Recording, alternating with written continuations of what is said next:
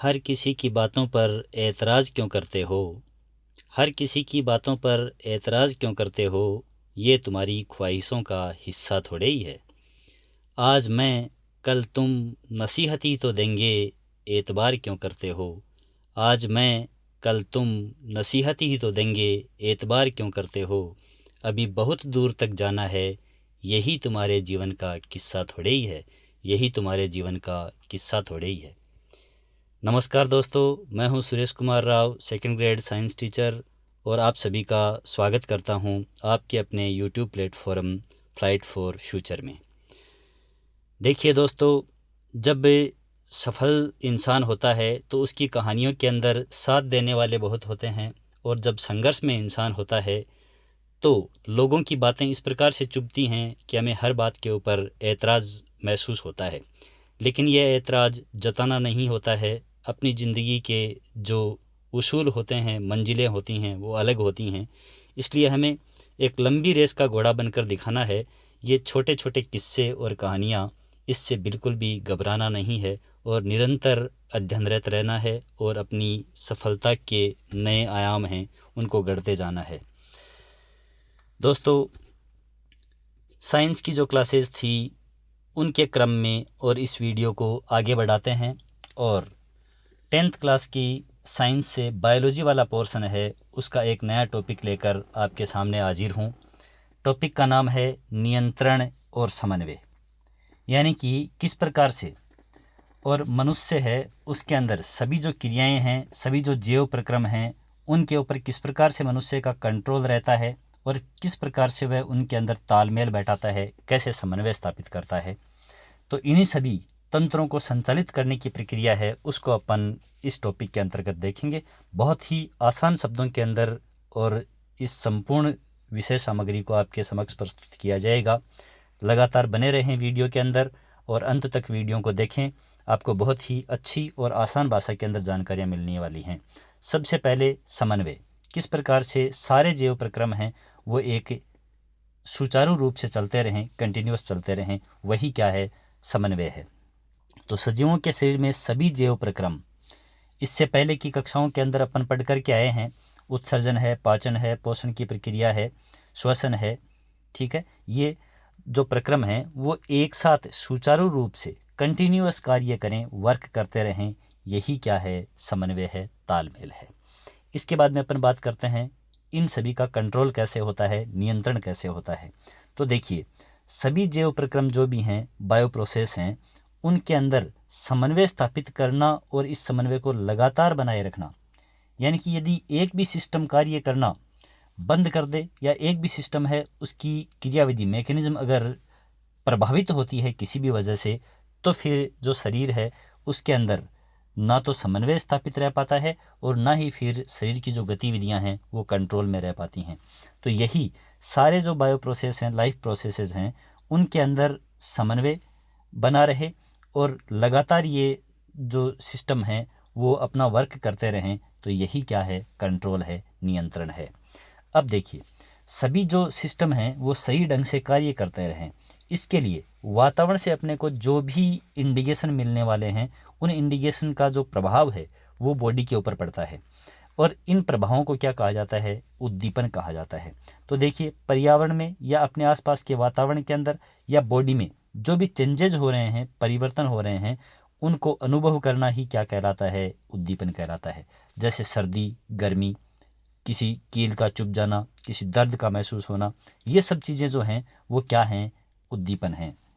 जैसे प्रकाश, ऊष्मा यानी कि गर्मी लगना, ठंडा लगना, ध्वनि सुनाई देना, गंध का एहसास होना, स्पर्श का महसूस होना, यानी जो अपनी ज्ञानेंद्रियाएं हैं, वो ज्ञानेंद्रियाएं, त्वचा है, आँख है, नाक है, कान है, ये सभी ज्ञानेंद्रियाएं जो जो कुछ महसूस करती हैं, जो कुछ देख पाती हैं, जो कुछ एहसास कर पाती हैं, वो सब चीज़ें क्या होती हैं, उद्दीपन होती हैं। अब जब भी कोई उद्दीपन अपने को वातावरण से मिलेगा, देखिए कितना आसान सी लैंग्वेज है, और कितनी आसानी से अपन इस चीज़ को समझ पा रहे हैं कि कोई भी उद्दीपन, यानी बाहर से कोई भी इंडिकेशन मिल रहा है अपने को, चाहे किसी व्यक्ति के द्वारा मिल रहा है, किसी वस्तु के द्वारा मिल रहा है, वातावरण के द्वारा मिल रहा है जिसमें अपन रह रहे हैं, सर्वाइव कर रहे हैं, तो उसके लिए अपन क्या करेंगे, जब भी अपने को बाहर से कोई इंडिकेशन मिलेगा तो अपन उसके प्रति कुछ न कुछ रिएक्शन करेंगे, कुछ न कुछ कार्य करेंगे, उसकी प्रतिक्रिया जरूर देंगे, तो वही क्या कहलाएगी, अनुक्रिया कहलाएगी। यानी जो उद्दीपन है उसके प्रति अपना जो रिप्लाई है वही क्या है, अनुक्रिया है। उद्दीपन के प्रति सजीव द्वारा किया गया व्यवहार ही, यानी जो रिप्लाई दिया गया वही क्या है, अनुक्रिया है। ठीक है, तो उद्दीपन और अनुक्रिया को अपन ने देखा, समन्वय को अपन ने देखा, नियंत्रण को अपन ने देखा। तो ये तो इस विषय सामग्री के अंदर कुछ बार बार काम में आने वाले कुछ शब्द हैं, कुछ वर्ड्स हैं जिनको अपन ने जाना। अब बात करते हैं कि जो जंतु हैं उनके अंदर नियंत्रण और समन्वय है, किस प्रकार से कोऑर्डिनेशन उनके अंदर स्थापित होता है, किस प्रकार से पूरी बॉडी की एक्टिविटी हैं वो कंट्रोल होती हैं। तो देखिए, मुख्य रूप से ये जो नियंत्रण और समन्वय का कार्य है वो दो अलग अलग सिस्टम्स के द्वारा किया जाता है।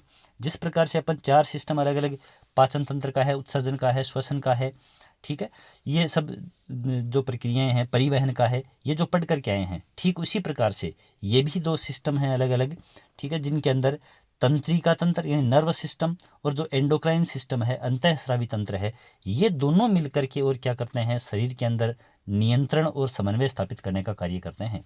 जितनी भी एक्टिविटीज़ हो रही हैं वो अलग अलग हार्मोन्स के द्वारा कंट्रोल होती हैं। जितनी भी एक्टिविटीज़ हो रही हैं उनके जो अलग अलग जो एहसास हैं, उनके जो उद्दीपन हैं, वो जिन सेल्स के द्वारा, जिन कोशिकाओं के द्वारा एक स्थान से दूसरे स्थान तक पहुंचाए जाते हैं, वो तंत्रिका कोशिकाएं होती हैं। उन कोशिकाओं से मिलकर के तंत्रिका उत्तक बनता है, उत्तक से मिलकर के और पूरा का पूरा जो नर्वस सिस्टम है वो बिल्ड होता है। बात करते हैं तंत्रिका तंत्र की, तो मुख्यतः नियंत्रण और समन्वय स्थापित करने का कार्य है वो तंत्रिका और पेशीय उत्तक के द्वारा किया जाता है। यानी तंत्रिकाएं हैं वो सूचना देती हैं और पेशियां उनके ऊपर क्या करती हैं, वर्क करती हैं, उसको अंजाम देती हैं। जैसे अपन एक सिंपल सा उदाहरण जो बहुत बार सुना पड़ा होगा आप लोगों ने, कि जैसे कोई अचानक अपने कांटा चुभता है।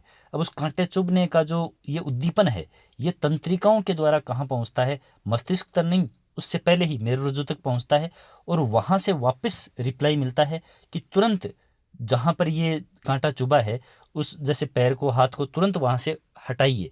अब हटाने के लिए क्या करती हैं, जो हाथ पैर की मसल्स हैं, पेशियाँ हैं, वो वर्क करती हैं, वो संकुचित होती हैं और उससे क्या होता है, अपन उस प्रभावित अंग को वहाँ से हटाते हैं। तो ये जो तंत्रिका उत्तक और जो पेशीय उत्तक हैं वो एक सामूहिक वर्क करते हैं और उसके द्वारा जो पूरा तंत्रिका तंत्र है वो अपने कार्य के द्वारा क्या करता है, नियंत्रण और समन्वय स्थापित करता है। बात करते हैं आगे, तो तंत्रिका तंत्र है वो तंत्रिका कोशिकाओं यानी न्यूरॉन्स का एक संगठित जाल होता है। यानी तंत्रिका तंत्र की संरचनात्मक और जो क्रियात्मक इकाई होती है, स्ट्रक्चरल और जो फंक्शनल यूनिट जो होती है वो क्या होती है, तंत्रिका कोशिका होती है, न्यूरॉन होती है। बहुत ही सामान्य सा प्रश्न है लेकिन बहुत बार एग्जाम में पूछा जाता है, तंत्रिका तंत्र की संरचनात्मक और क्रियात्मक इकाई क्या है, तो न्यूरॉन यानी कि तंत्रिका कोशिका। ये कोशिकाएं एक दूसरे से आगे लगातार निरंतर जुड़ करके और एक पूरा का पूरा जाल बनाती हैं, एक कम्युनिकेशन सर्किट बनाती हैं। उसकी सहायता से सूचनाओं यानी कि उद्दीपन, बाहर से अपने को जो भी उद्दीपन प्राप्त हो रहे हैं, जो भी इंडिकेशन प्राप्त हो रहे हैं, वो अपने लिए क्या हैं, इन्फॉर्मेशंस हैं, सूचनाएं हैं, उनको विद्युतीय आवेग के रूप में क्या करती हैं, शरीर के एक भाग से दूसरे भाग तक पहुंचाने का कार्य करती हैं। कौन, तंत्रिका कोशिकाएं, और इनकी सहायता से तंत्रिका तंत्र ये वर्क है वो करता है। अब देखिए, उद्दीपन अपने को जहाँ प्राप्त होंगे वहाँ अपने को, उद्दीपन मतलब संवेदना, ये जहाँ अपने को प्राप्त होगी वह क्या है, उस संवेदना को ग्रहण करने वाला अंग है, यानी कि ग्राही है या संवेदी अंग है। तो देखिए क्या होता है, तंत्रिका कोशिकाओं के विशिष्ट सिरे जो वातावरण से सूचनाओं को यानी उद्दीपन को ग्रहण करते हैं, उन सिरों को क्या बोलते हैं, ग्राही बोलेंगे। तंत्रिका कोशिका की स्ट्रक्चर देखेंगे अपन तो उसके अंदर अलग अलग 3 पार्ट्स मिलेंगे अपने को, ठीक है। कोशिका काय है, ठीक है, तंत्रिकाक्ष एक्सोन है, उसके बाद में सिनेप्स वाला क्षेत्र है, ये अलग अलग अपने को जगह मिलेंगी। तो उनके अंदर जहाँ डेंड्राइट्स पाए जाते हैं वो शिरा क्या होता है, ग्राही शिरा होता है। देखिए किस प्रकार से ये सूचनाएं अपने को प्राप्त होती हैं। तो मुख्य रूप से ये जो उद्दीपन के ग्राही जो अंग हैं, ग्राही सिरे हैं, वो कहाँ मिलेंगे, तो अलग अलग ज्ञानेंद्रियों के अंदर अलग अलग। ये तो सामान्य सी बात है, कान के अंदर सुनने से संबंधित जो शरीर का संतुलन बनाएंगे, सुन करके ही संतुलन बना पाते हैं अपन। आँखों के अंदर प्रकाशग्राही संवेदनाएं पाई जाती हैं जो देखने का कार्य करती हैं। त्वचा, स्किन है, उसके अंदर ताप या ठंड जिसको अपन कह रहे हैं, या स्पर्श, उसको ग्रहण करने के जो सेंसर्स हैं वो पाए जाते हैं। नाक के अंदर घ्राणग्राही यानी कि गंध है, उसका पता कि वो अच्छी है या फिर वो रुचिकर नहीं है, इसका पता लगाने के लिए ज्ञानेंद्रियाँ यानी कि जो उद्दीपन ग्राही हिस्सा है वो पाया जाएगा। जीभ के अंदर क्या, स्वाद कलिकाएं यानी कि रस संवेदनाग्राही जो उद्दीपन ग्राही हिस्से हैं वो पाए जाएंगे, सेंसर्स पाए जाएंगे, स्वाद का पता लगाया जाएगा इसकी सहायता से। तो ये अलग अलग 5 ज्ञानेंद्रियों के द्वारा और अपने को कौन कौन सी संबंधित सूचनाएं हैं वो प्राप्त होनी है, ये अपन ने देखा। इसके बाद बात करते हैं, एक महत्वपूर्ण हिस्सा आता है तंत्रिका तंत्र का तंत्रिका कोशिका यानी कि न्यूरॉन। तो तंत्रिका तंत्र की मूलभूत यानी कि एक फंडामेंटल जो यूनिट है वो यही रहेगी। संरचनात्मक और क्रियात्मक इकाई के रूप में कौन जानी जाती है, तंत्रिका कोशिका जानी जाती है, जिसे न्यूरॉन के नाम से भी जाना जाता है। अब बात करते हैं अपन तंत्रिका कोशिका की जो स्ट्रक्चर है उसके अंदर कौन कौन से पार्ट्स होते हैं। तो देखिए, हालांकि कंपटीशन एग्जाम में अपने से कोई डायग्राम नहीं बनवाएगा, लेकिन ये डायग्राम है, इसको अपन जब समझेंगे तो फिर आगे की पूरी स्ट्रक्चर है वो उसको समझना बहुत ही आसान हो जाएगा। देखिए, ये अलग अलग 3 पार्ट हैं जो तंत्रिका कोशिका या न्यूरॉन है, तंत्रिका कोशिका या न्यूरॉन इसके। तो एक ये हिस्सा है कोशिका का यानी कि सेल बॉडी। अब इसके अंदर क्या होता है, यहाँ पर एक बीच में केंद्रक है जो कि उस पूरी जो सेल है, कोशिका है, तंत्रिका कोशिका, उसका नियंत्रण करता है। बाहर इसके अंदर ये कोशिका द्रव्य पाया जाएगा, ठीक है, जिसके अंदर अलग अलग जो कोशिका से संबंधित ऑर्गन्स हैं वो उपस्थित रहेंगे। अब इसके ऊपर देखो, यहाँ पर ये जो कुछ तंतुनुमा स्ट्रक्चर्स निकली हुई हैं ये क्या कहलाती हैं, डेंड्राइट्स या दुर्मिका कहलाती हैं। यही संवेदनाओं को ग्रहण करने का कार्य करती हैं। तो जो भी बाहर से अपने को ठंड का, ताप का, बारिश का, किसी आवाज़ का, ठीक है, या अपन यूँ कह रहे हैं कि किसी कांटा चुभने का, या किसी अच्छे स्पर्श का, या किसी बुरे स्पर्श का, या फिर अपन जो कह रहे हैं कि कहीं पर भी जैसे प्रकाश का, अंधेरे का, ये सेंस जो अपने को प्राप्त हो रहे हैं उन सबको ग्रहण करने का कार्य कौन करते हैं, ये डेंड्राइट्स यानी कि ये दुर्मिकाएं ही करती हैं। अब जब इन दुर्मिकाओं ने और जब संदेश को यानी उद्दीपन को ग्रहण किया, ग्रहण करने के बाद में ये विद्युत आवेग के रूप में क्या करेंगी, इसको आगे के हिस्से में बढ़ाएंगी, और ये हिस्सा है वो क्या कहलाएगा, एक्सोन या फिर तंत्रिकाक्ष कहलाएगा। तंत्रिकाक्ष या एक्सोन, एक्सोन, ठीक है, इसके नाम से इसको जाना जाएगा ये पार्ट। तो फर्स्ट पार्ट ये था कोशिका काय, सेकंड पार्ट इसका कौन सा है, तंत्रिकाक्ष या एक्सोन। इसके अंदर ये जो संवेग हैं ये विद्युतीय आवेग के रूप में बहेंगे, और जो आयन होंगे अलग अलग साल्ट्स के, सोडियम पोटेशियम आयन जो हैं उनकी सहायता से ये जो आवेग हैं वो आगे बढ़ते हैं। इसके ऊपर कुछ यहाँ पर अपन देख रहे हैं अलग अलग जो प्रोटीन्स हैं उनकी लेयर पाई जाती है, जिसको माइलिन आच्छाद के नाम से यहाँ पर जाना जा रहा है। तो ये माइलिन की कुछ कवरिंग होती है यहाँ पर, ताकि जो आवेग हैं वो बाहर क्षरित नहीं हो, आवेग हैं वो एक तीव्रता के साथ में आगे चले जाएं, ठीक है। इसके अंदर बीच बीच में अपन यूँ ऐसे खांच सी देख रहे हैं, इन खांचों को रेवेनियर के नोड कहा जाता है, जिनकी चर्चा आगे की कक्षाओं के अंदर होती है। आगे अपन इस बायोलॉजी को और अच्छे स्तर के ऊपर जब देखेंगे, 10th क्लास से आगे बढ़ करके 11th 12th के अंदर चलेंगे तो वहाँ पर रेवेनियर के नोड ये शब्द हैं वो भी देखने को मिलेंगे। अब देखिए, यहाँ विद्युतीय संवेग के रूप में ये जो आवेग है या संदेश है या उद्दीपन है वो आगे बढ़ रहे हैं। अब यहाँ पर देखो, ये तंत्रिका कोशिका का लास्ट सिरा है जहाँ पर ये घुंडियाँ सी पाई जा रही हैं, ये है। अब ये जो आगे देख रहे हैं ये एक दूसरी तंत्रिका कोशिका है। जैसा सिरा अपन ने यहाँ पर देखा है, ये सिरा देखा है, ऐसा ही ये स्ट्रक्चर देखने को मिल रही है। फिर से ये डेंड्राइट्स हैं, ठीक है। तो ये इस प्रकार से यूँ दूसरी तंत्रिका कोशिका से संपर्कित रहती है। यहाँ देखो, इनका कोई फिजिकल कनेक्शन नहीं है, ये और ये सिरा भौतिक रूप से कनेक्ट नहीं है, इनके बीच में रसायन हैं वो भरे हुए होते हैं, ठीक है। तो इन रासायनिक पदार्थों की सहायता से, और ये एक कोशिका है वो दूसरी कोशिका के साथ में संपर्कित होती है। यहाँ जो ये जो संदेश हैं यहाँ से डेंड्राइट्स से ग्रहण करने के बाद में देखिए,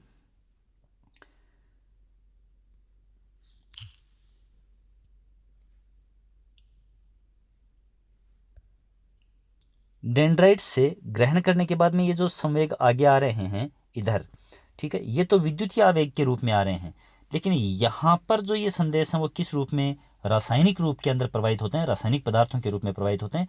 फिर आगे वापस ये किसके रूप में, विद्युतीय संवेग के रूप में आगे हैं वो बढ़ जाते हैं। तो इस प्रकार ये जो संदेश या जो उद्दीपन है या जो संवेग हैं वो एक तंत्रिका कोशिका से अगली तंत्रिका कोशिका के अंदर प्रवाहित होते हैं, और यह कार्य बहुत ही फास्ट संपन्न होता है।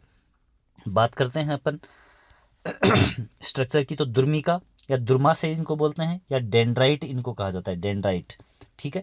ये दागेनुमा संरचनाएं होती हैं जो उद्दीपनों को ग्रहण करने का कार्य करती हैं। उद्दीपन ग्रहण करने का या आवेग ग्रहण करने का कार्य है वो डेंड्राइट्स का होता है। इसके बाद में कोशिका काय के ऊपर ही दुर्मिकाएं हैं वो लगी हुई होती हैं। इसमें केंद्रक और कोशिका द्रव्य और इसके जो कोशिकांग हैं वो होते हैं, जहाँ रासायनिक उद्दीपन जो ग्रहण किए जाते हैं उनको विद्युतीय आवेग में बदला जाता है। जैसा मैंने कहा कि ये जो कोशिका काय है, इससे आगे जो तंत्रिकाक्ष में संवेग बढ़ रहे हैं वो किस रूप में बढ़ रहे हैं? विद्युतीय रूप में बढ़ रहे हैं। तो इन रासायनिक संकेतों को किसके रूप में? विद्युत आवेगों के रूप में बदलने का कार्य है वो कहाँ किया जाता है? जो कोशिका काय है इसी में किया जाता है। अब ये विद्युतीय संवेग के रूप में ही तंत्रिकाक्ष यानी एक्सोन के अंदर आगे बढ़ेंगे। एक्सोन या तंत्रिकाक्ष ये लंबी धागेनुमा संरचना जो एक पीछे की तरफ निकल रही है कोशिका काय से, जिसमें कोशिका काय से निकलकर जो विद्युतीय संवेग हैं वो अगली कोशिका तक प्रवाहित होते हैं। इसके ऊपर रक्षीय आवरण यानी कि आवेग हैं वो बाहर क्षरित नहीं हो, आवेग की तीव्रता कम नहीं हो, इसके ऊपर माइलिन की एक आच्छाद यानी कि एक लेयर पाई जाती है। उसके बाद में सिनेप्स या अंतर्ग्रंथन, सिनेप्टिक रीजन, सिनेप्स क्षेत्र, तो ये दो कोशिकाओं के रासायनिक संपर्क का एक क्षेत्र है। एक तंत्रिका कोशिका का अंतिम शिरा और दूसरी तंत्रिका कोशिका का अग्र शिरा यानी कि डेंड्राइट वाला शिरा, ये दोनों रासायनिक रूप से जहाँ संपर्कित होते हैं वो क्षेत्र क्या है? सिनेप्स या अंतर्ग्रंथन क्षेत्र है। देखिए बात करते हैं अपन सिनेप्स या अंतर्ग्रंथन क्षेत्र क्या है। तो दो तंत्रिका कोशिकाओं के मध्य रिक्त स्थान होता है जिसमें भरा हुआ रासायनिक पदार्थ है वो उद्दीपनों को क्या करता है? अगली कोशिका तक पहुंचाने का कार्य करता है। तो सिनेप्स में दोनों कोशिकाएं फिजिकली एक दूसरे को टच नहीं करती हैं, केवल रासायनिक पदार्थ की सहायता से ये क्या होता है? संपर्क है वो सदा हुआ होता है। बात करते हैं तंत्रिका कोशिकाएं हैं, उनसे किस प्रकार से प्रतिवर्ती क्रिया है वो, यानी कि रिप्लाई, उद्दीपन के प्रति अनुक्रिया दर्शाया जाना ही क्या है? प्रतिवर्ती क्रिया है। और इसका जो पूरा पथ है, सर्किट जो बनता है, रास्ता जो बनता है वो क्या कहलाता है? प्रतिवर्ती क्रिया चाप कहलाता है। तो देखिए, जब किसी बाहरी उद्दीपन जो है, बाहरी उद्दीपन के प्रति अति शीघ्र और तीव्रता से दर्शाई जाने वाली अनुक्रिया है वही क्या कहलाती है? प्रतिवर्ती क्रिया कहलाती है। जैसे गर्म पानी को छूने पर हाथ को तुरंत हटा लेना। अब गर्म पानी, ये गर्मी, गर्म यानी कि जो हीट है, जो पानी है उसका टेम्परेचर जो ज़्यादा है, ये क्या है? उद्दीपन है। अब इस उद्दीपन को ग्राही कोशिकाओं ने यानी डेंड्राइट्स ने ग्रहण किया, ग्रहण करके और एक से आगे दूसरी में, दूसरी से तीसरी कोशिका में होते हुए और ये मेरुरज्जु तक पहुंचेगा। मेरुरज्जु कैसे इस प्रतिवर्ती क्रिया को कंट्रोल करती है उसको भी अपन देखेंगे। फिर मेरुरज्जु आदेश देगी तुरंत कि इस हाथ को यहाँ से हटाइए, तो जो प्रेरक तंत्रिका होती है वो पुनः आदेश देती है और जो पेशीय कोशिकाएं होती हैं वो वर्क करके और हाथ को वहाँ से क्या करती हैं? हटाने का कार्य करती हैं। तो ये जो अपन देख पा रहे हैं कि यहाँ पे किसी भी उद्दीपन के प्रति बहुत ही शीघ्रता से और तेजी से जो दर्शाई जाने वाली अनुक्रिया है वही क्या कहलाएगी? प्रतिवर्ती क्रिया कहलाएगी। अब देखिए, प्रतिवर्ती क्रिया का नियंत्रण है वो मस्तिष्क द्वारा नहीं किया जाएगा कि दिमाग में अपन सोचेंगे और फिर रिप्लाई आएगा कि हाँ भाई तेरे कांटा चुभा है, तू इसको, पैर को, हाथ को हटा, तो इतने में तो कांटा पार निकल जाएगा। तो ऐसा नहीं, ये कार्य बहुत ही फास्ट है, वो वर्क होता है इसके ऊपर। प्रतिवर्ती क्रिया है, इसका नियंत्रण मेरुरज्जु के द्वारा। देखिए, केंद्रीय तंत्रिका तंत्र है, उसके दो हिस्से होते हैं, एक मस्तिष्क और दूसरा मेरुरज्जु। तो मेरुरज्जु है वो यहाँ पर जो प्रतिवर्ती क्रियाएं हैं उनके नियंत्रण का कार्य करती हैं।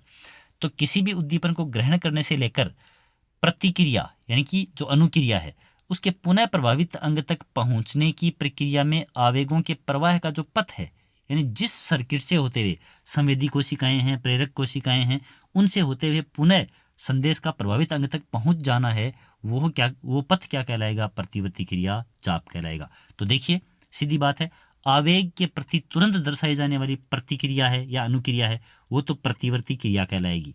और वो जिस रास्ते से होकर ये संदेश घूमा वो रास्ता, वो पथ क्या कहलाएगा? प्रतिवर्ती क्रिया चाप कहलाएगा। देखिए, यहाँ पर ये डायग्राम के थ्रू एक्सप्लेन किया हुआ है। देखिएगा क्या है, यहाँ पर जैसे यह हाथ है, ठीक है, और इसके अंदर कोई कील चुभी, कील चुभते ही और इसको क्या किया? संवेदी या ग्राही जो तंत्रिका कोशिका है उसके द्वारा इस आवेग को ग्रहण किया गया। और ये देखो, ये आवेग आगे बढ़ रहा है, बढ़ करके और यहाँ जा रहा है, कहाँ तक? मेरुरज्जु तक जा रहा है, ठीक है। मेरुरज्जु के द्वारा तुरंत सूचना दी जाएगी कि जो उद्दीपन हुआ है उससे कुछ क्षति हो सकती है, तुरंत हाथ को हटाया जाए। तो एक दूसरी कोशिका, कौन सी? प्रेरक तंत्रिका कोशिका, ये यहाँ पर, यहाँ से है ये सिंबल, ठीक है। तो प्रेरक तंत्रिका के द्वारा और ये आवेग है वो यहाँ पहुँचेगा। यहाँ कार्यकारी पेशी कोशिका यानी वर्क करने वाली जो पेशियाँ हैं, मसल्स हैं, ठीक है, जो अपने हाथ के अंदर, पैरों के अंदर, सभी अंगों के अंदर पेशी, उत्तक पेशी कोशिकाएं पाई जाती हैं। ये पेशी कोशिका क्या करेगी, खिंचाव उत्पन्न होगा इसके अंदर, और खिंचाव होते ही ये तुरंत हाथ है वो ऊपर की तरफ यहाँ हाथ ऊपर हो जाएगा। ठीक है, तो इस प्रकार से अपन जो उद्दीपन हो रहा है उस उद्दीपन के प्रभाव से अपन बच पाएंगे। उसके बाद में मेरुरज्जु से कुछ जो कार्य हैं वो ऐसे भी हैं जो जिनके ऊपर नियंत्रण केवल मेरुरज्जु का नहीं होता, तो मस्तिष्क के लिए भी कुछ तंत्रिकाएं निकलती हैं जिस तक भी संदेश हैं वो पहुंचते हैं। तो ये प्रतिवर्ती क्रिया रहेगी, और ये पूरा का पूरा जो अपन देख रहे हैं ये रास्ता, यहाँ से संदेश ग्रहण करना, यहाँ से वापस यहाँ तक मेरुरज्जु तक जाना, वापस जो प्रेरणा है उसका यहाँ तक आना और इस अंग को हटा लेना, ये जो पूरा वर्क हो रहा है, ये पथ है वो क्या है, प्रतिवर्ती क्रिया चाप है।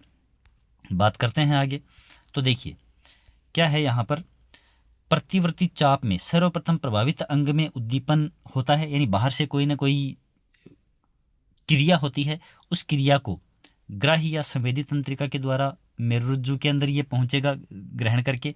उसके बाद में प्रतिक्रिया निर्धारित होगी, और प्रतिक्रिया वो प्रेरक तंत्रिका कोशिका के द्वारा प्रभावित अंग तक पहुंचेगी, और इस प्रेरक तंत्रिका के द्वारा जो भी संदेश मिलेगा उसके आदेश के आधार पर जो कार्यकारी यानी वर्किंग जो मसल्स हैं वो कार्य करेंगी, और प्रतिवर्ती क्रिया है वो दर्शाई जाएगी। ठीक है, तो इस प्रकार से ये जो केंद्रीय तंत्रिका तंत्र का एक हिस्सा होता है मेरुरज्जु, वो वर्क करती है। सभी प्रतिवर्ती क्रियाओं का नियंत्रण मेरुरज्जु द्वारा किया जाता है। संपूर्ण शरीर के ऊपर नियंत्रण मस्तिष्क के द्वारा, यानी केवल अकेली मेरुरज्जु नहीं, मेरुरज्जु जो है वो मस्तिष्क के अंडर काम करती है, द्वारा किया जाता है। इस प्रकार से मेरुरज्जु और मस्तिष्क ये मिलकर के केंद्रीय तंत्रिका तंत्र यानी कि सेंट्रल नर्वस सिस्टम का निर्माण करते हैं। ठीक है, जिसके अंदर एक तो मेरुरज्जु आती है और दूसरा क्या आता है, मस्तिष्क आता है। बात करते हैं मेरुरज्जु की। मेरुरज्जु कहाँ स्थित होती है, वर्किंग तो अपन ने देख लिया, प्रतिवर्ती क्रियाओं के लिए कार्य करती ही है। रीढ़ की हड्डी जो है उसके अंदर अनेक तंत्रिकाओं से मिलकर के बना हुआ एक मोटा तंत्रिका जाल होता है जो प्रतिवर्ती क्रियाओं पर नियंत्रण करता है मुख्य रूप से, उसे ही क्या कहा जाता है, मेरुरज्जु कहा जाता है।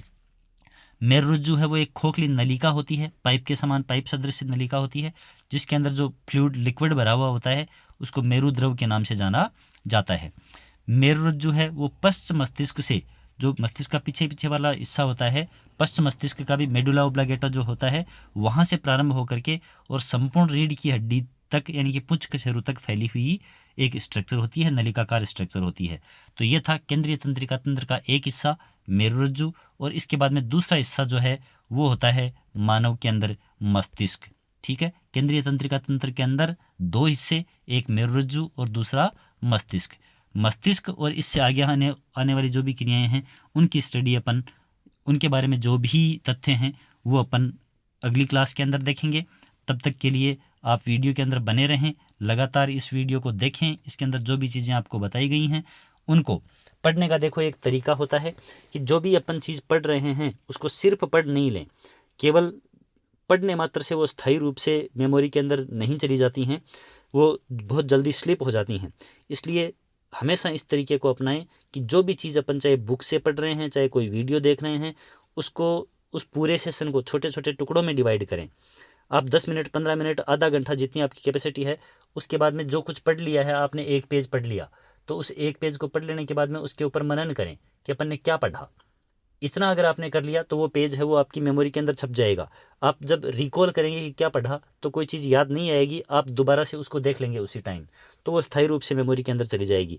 तो पढ़ने का ये तरीका है वो आप अपनाएं, बहुत ही आसान हो जाएगी पढ़ाई और बहुत ही रुचि लेकर के, और आप अपने टारगेट को अचीव कर पाएंगे इन्हीं उम्मीदों के साथ। और लगातार आप ऊर्जावान बने रहेंगे, लगातार वीडियोज़ के साथ में बने रहेंगे, और आप अपने जो सफलता के पथ के ऊपर लगातार अग्रसर होते रहेंगे इन्हीं उम्मीदों के साथ।